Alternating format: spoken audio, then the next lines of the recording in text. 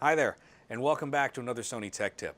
This one is specific to the differences between Rec 709, Rec 2020, and P3 color spaces. If you want a little bit more of a primer on color gamut and gamma, please refer to the previous Sony Tech Tip for a general overview. Color gamuts, or spaces, are defined regions of color that a camera can capture and a monitor can reproduce. These are standardized by the large international standards organizations, building on the latest research findings from the different institutions and groups studying imaging sciences and technologies. The ITU, SEMTI are a few examples of these groups. All of the color you see simulated here cannot currently be captured or shown by any camera or monitor system to date. That being said, we are still capturing and showing more color than ever before in the history of visually based storytelling.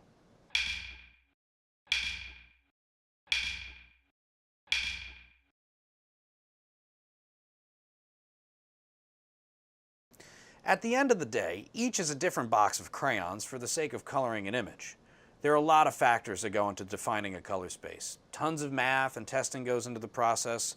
Questions like, where is white going to be? How bright is that brightest white? Is it off-white? Is it creamy? What kind of display technology is even going to be reproducing this signal? That and many more considerations go into the design and standardization of a color space. Those tasked with the responsibility of making sure things are set right in a camera, monitor, or color correction software suite should take the time to read the standards documents that each of these standards groups puts out. They're especially useful if you have trouble falling asleep, so I recommend a double espresso minimum when wading into such documents. The level of monitor you have will determine how many color spaces and gamuts you have available to you. Generally speaking, top-of-the-line professional displays will have the most options for color spaces and gamuts, and lower-cost models will have less options. If you're fortunate enough to have a BVM X300, you're covered when it comes to options for gammas and gamuts. If you were to read some of the Rec 709 documents, you would learn that there is a specific gamma setting for proper rendition of contrast in a Rec 709 space. Gamma has to do with the total amount of contrast or dynamic range you have in an image. It's a vital component to displaying color because it determines the maximum brightness and minimum darkness for whatever color you're going to have. For Rec 709, the gamma number is 2.4. In a monitor like the X300, you can check that setting here. So you just need to go down to your user configuration, go to your input setting. You got to know which input you're trying to look at. For me, I'm on 2K HD on SDI1. And then I'm going to go down here to my EOTF, which is just another way to talk about your gamma. Just like we have color space up here. The EOTF is electrical to optical transfer function. So just like I've said and we've said in previous videos, a monitor is taking electricity and making light out of it. So it's electrical to optical. Get it? And then this is where I can set my gamma number. So if I know that I'm an HD Rec 709 project, I need 2.4. If I move to 2.6, you can see the image gets a little darker.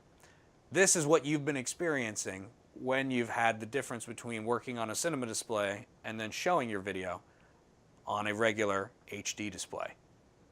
I mentioned P3 was designed for the projection environment of movie theaters. Rec 709 was designed to come into televisions in a home anywhere on the planet. If you think about it, one of the biggest differences between these two viewing environments is the control of the brightness level in the viewing room.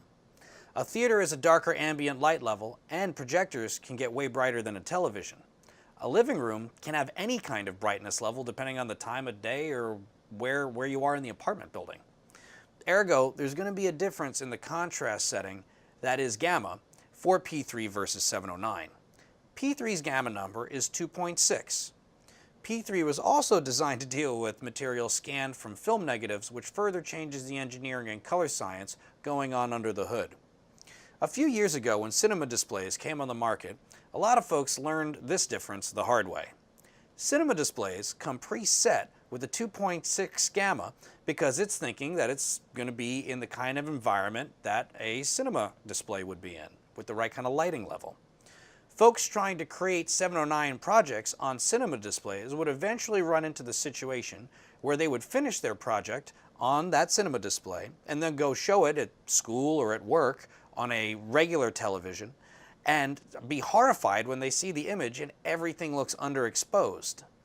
Now you know the reason behind what was going on. So that's a quick overview of the differences and reasonings behind these color spaces and gammas that you see as selections in professional grade cameras and monitors. I hope this helps when you're out in the field. See you next time.